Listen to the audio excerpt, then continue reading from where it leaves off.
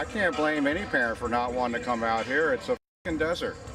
There is nothing here. And sit in a traffic jam to boot. It's really weird. No one comes here because it's too crowded. Here comes the coaching staff.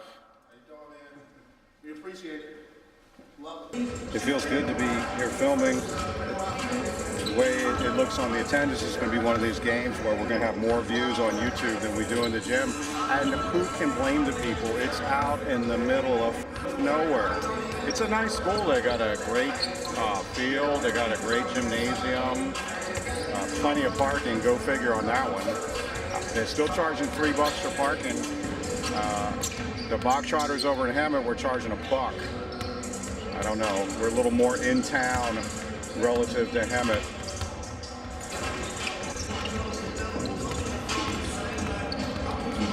Everyone can shoot. Ryan, hey, I'm good, hey, good, he can shoot. Kobe got to catch them all. Gotti, and of course Blake, Smiling Blake Sites, one of the best shooters in the state. Really, I could go on and on. One word: Scooter Scoot. Artist Chapman, number 14. He's getting buckets all day long. My man Jerry, Soul Sonic Force, and Bommel has the hot hand here in warm-ups from 3 range. Let's hope we get some action in tonight's game. As soon as I stop, there goes Edgar Lopez, number 3, putting them in the basket in practice all day long. Jalen Hinson, number 15, can shoot, but we're all waiting to see him bust out with a dunk, because if you saw him in April 2018 at the All-Star game dunk contest, some great dunks and really cheerful smile, putting a smile on his face. He's definitely a fan favorite.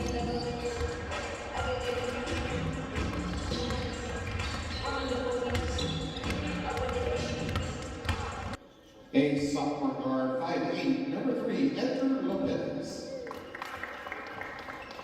A 6-foot freshman guard, number 5, Kobe Gotti. A 6'3" freshman guard, number 14, Artist Chapman. A 6'7" freshman forward, number 23, Cole Cummings. And a 6'5" sophomore guard, number 24, Blake Sites.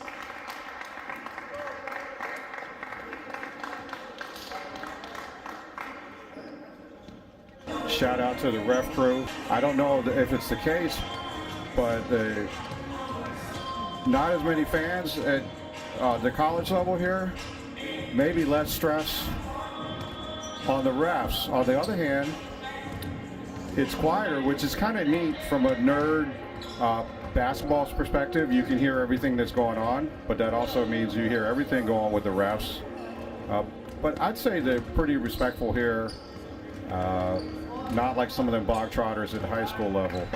A baby on one knee, another baby in the baby carriage, texting on the cell phone, a big, like a hot dog, and then screaming bloody murder at the ref. That's multitasking.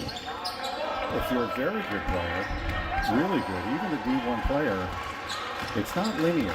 It's not like you got to get slightly better grades or be a slightly better player. There's a chasm, there's a valley. It's no man's land. And if you're on the other side of it, you have to get the grades. Period. And then we have to ask the question, is that right? Because when Ben Simmons was playing the one game, I believe it was him, and he had missed a class or something, and the fans were chanting like GPA. Now, years ago, I thought, college, it has to be well-rounded. You really ought to get the grades. But these fat motherfuckers are sitting up at the stand yelling GPA. Can they even play basketball? Can they even walk down the stairs safely? And what about their English papers? Let me grade their English papers. So, they're really up there talking trash about the grades, and maybe you should be able to get a degree in basketball or a degree in football. Or at the very least, these people chanting GPA, they should know basketball, not just sit up there and when they see a situation where sometimes it's travel, yell travel because they want to be the first one to get the call right. even though they don't actually know what's going on.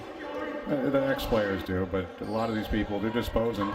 They don't really know the game. They're chanting GPA, and I think maybe these players.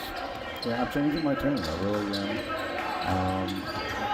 I don't know. I'm torn. I want them to get the grades. I want them to do well, but I just think it's really unfair to have that chasm, or enforce it across the board to say just shut the whole door down. Just shut the whole thing down. Don't let this small sliver of 7-foot fast twitch, high jumping guys go in and just, the coaches fills out their grades and they don't have to go to classes and they have these bullshit majors.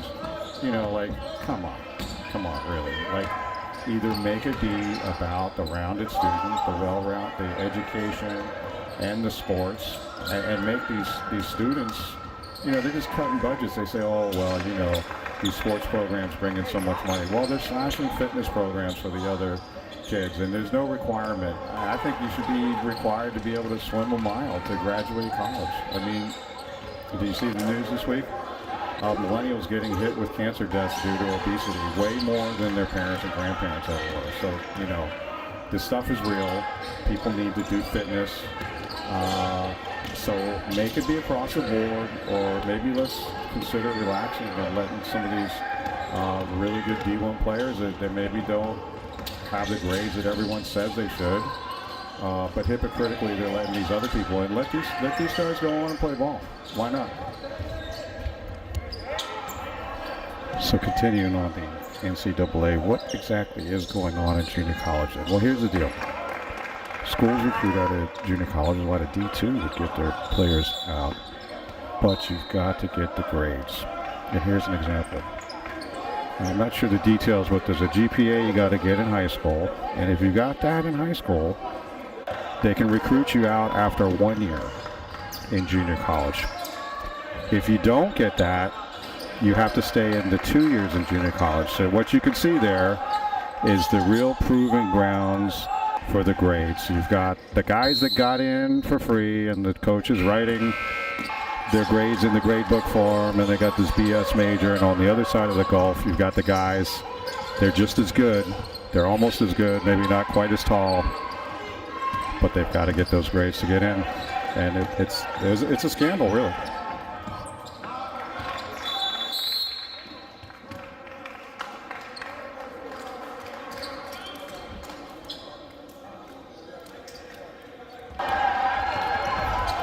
Camo baseball cap out here today, trying to blend in. San Bernardino to me is actually scarier than Hemet as far as redneck hillbillies.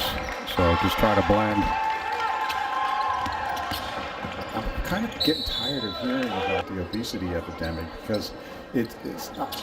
Yeah, call it obesity epidemic if you want. What we have is a lack of fitness epidemic.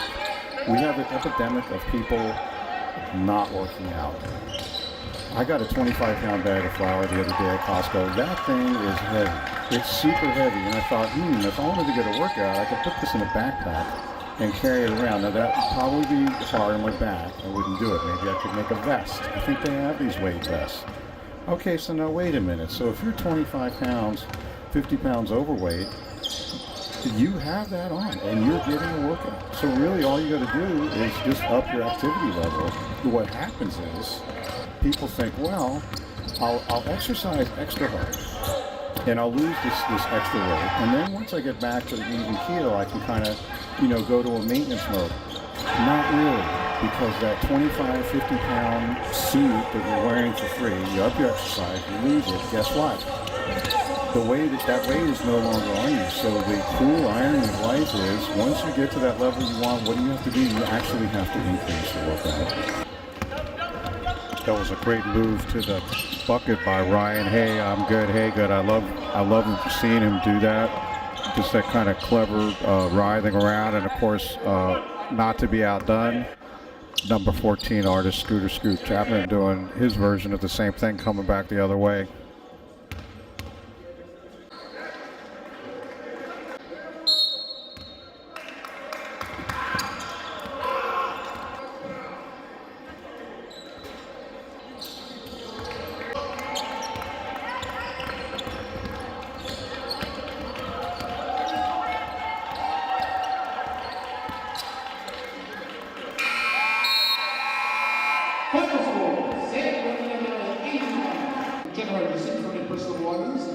pick up and throw in excess trash.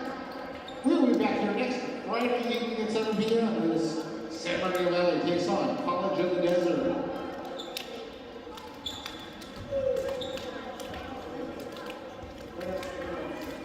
San Bernardino at San Bernardino Valley College. It's another one of these deals. You're out in the middle of fucking nowhere and it's a traffic jam, gridlock for miles, and you look around, there's nothing fucking out here. There's no people, there's no nothing, but it's like wall of cars. You're like, who the hell lives out here? It's 3 in the afternoon. Don't you people have jobs? What are you doing out here? I guess they buying houses. Like, yeah, I got an extra 1,000 square feet. I can entertain. You're not entertaining anyone. Nobody wants to come see you because you live out in the middle of fucking nowhere. And then you go, well, I got an extra bedroom. You know, compared to living in town, I can have guests. No, you're not going to have guests because you live in a fucking desert.